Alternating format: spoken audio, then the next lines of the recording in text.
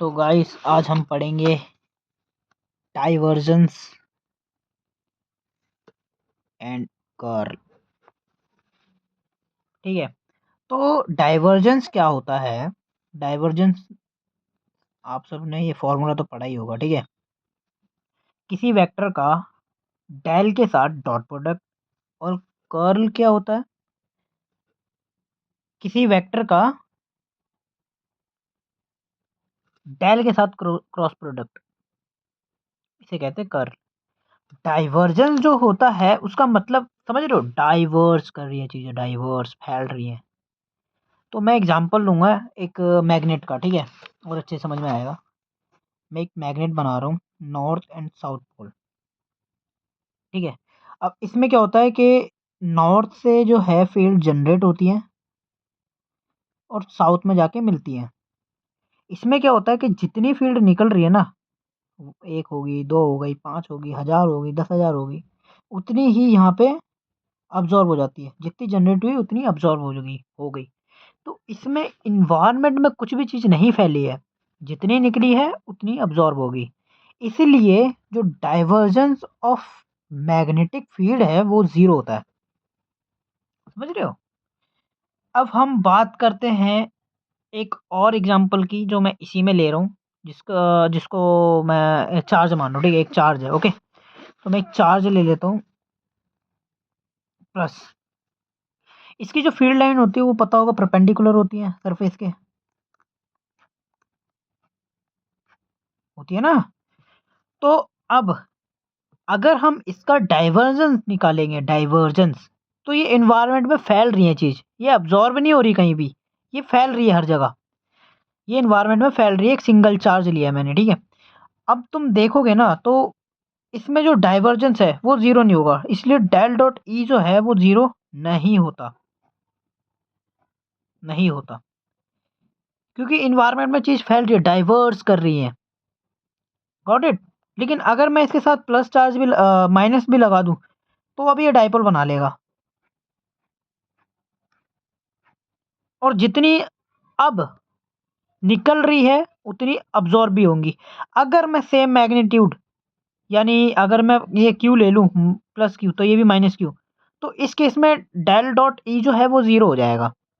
ठीक है, लेकिन अगर इसका मैग्नीट्यूड मैं बढ़ा दूं, अभी बहुत बहुत इंपॉर्टेंट चीज़ है, ठीक है, बहुत इंपॉर्टेंट चीज़ है ये जो अभी मैं बोलने वाला हूँ। अगर मैं इसका जो है चार्ज वो कर दूं टू क्यू और इसका कर दूं क्यू, सिर्फ क्यू, माइनस क्यू, सॉरी, तब जो डोमिनेटिंग पार्ट होगा वो ये है, मतलब फील्ड बहुत ज़्यादा जनरेट करेंगी, बट जो फील्ड अब्जॉर्बिंग वाला है वो कम है।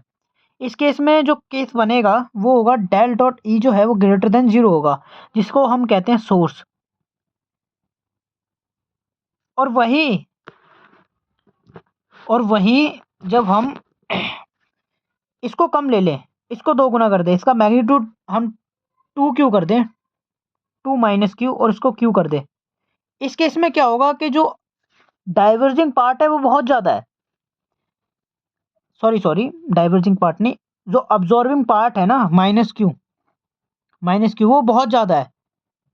ये काफ़ी ज़्यादा फील्ड अब्जॉर्ब कर रहा है, लेकिन ये कम निकाल रहा है इसके कंपेयर में, क्योंकि इसका जो मैग्नीट्यूड वो टू है। तो इस केस में जो डेल डॉट ई है वो लेस देन जीरो होगा, और इस केस को हम कहते हैं सिंक। ठीक है, अब हम बात करते हैं कर्ल की। कर्ल, कर्ल मतलब क्या?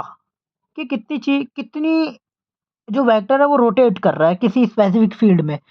जैसे मैं कोई स्पेसिफिक फील्ड बना दूं और उसमें मैं वेक्टर लेट से ऐसे है, ठीक है,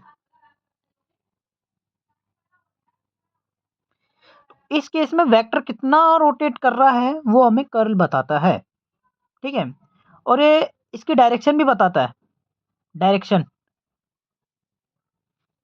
पता होगा ना, राइट हैंड थंब रूल लगाते हैं हम ऐसे करके। अरे यार मेरा हाथ बहुत बड़ा हो रहा है। ठीक है, अभी इस केस में तो इधर जा रहा है वेक्टर, तो इधर नीचे जाएगी इसकी डायरेक्शन। और अगर हम सीधा हाथ जब वेक्टर को मैं इस डायरेक्शन में कर दूंगा ना, तो ये ऊपर की साइड जाएगा। ठीक है, तो बेसिकली ये हमें बताता है कितना रोटेट हो रहा पार्ट। अब मैं वापस से ये दोनों ही लूंगा, मैग्नेट और चार्ज। तो मैं फिर से वो मैग्नेट बना लेता हूँ। अब इसमें जब मैं अपन अपन ने वैसे तो बना रखा है फील्ड, लेकिन मैं अब वेक्टर फॉर्म में, छोटे-छोटे वेक्टर फॉर्म में बना रहा हूँ।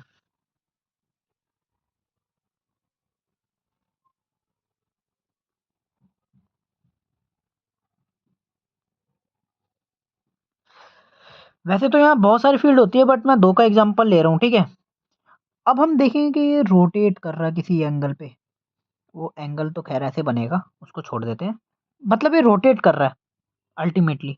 देखोगे ना वेक्टर रोटेट कर रहा है, तो इसका जो डाइवर्जेंस होता है, सॉरी कर्ल, वो 0 नहीं होता, नॉट इक्वल टू 0। बट वही हम किसी चार्ज की बात कर रहे हैं, मैं प्लस वापस से ले रहा हूँ, ठीक है? और जो फील्ड परपेंडिकुलर फील्ड निकाल रहा है अपनी सरफेस से, ठीक है? इस केस में जो है वो कर्ल, मतलब यहाँ पे जितने भी वेक्टर है ना, वो रोटेट नहीं हो रहे, ये स्ट्रेट जा रहे हैं। इस केस में तो रोटेट हो रहे थे, इसमें नहीं हो रहे। इसलिए जो डेल यहाँ क्रॉस आएगा, मुझे माफ़ करना, डेल क्रॉस ई जो है ना, वो 0 होगा, क्योंकि इसमें कोई रोटेटिंग पार्ट है ही नहीं। That's the point.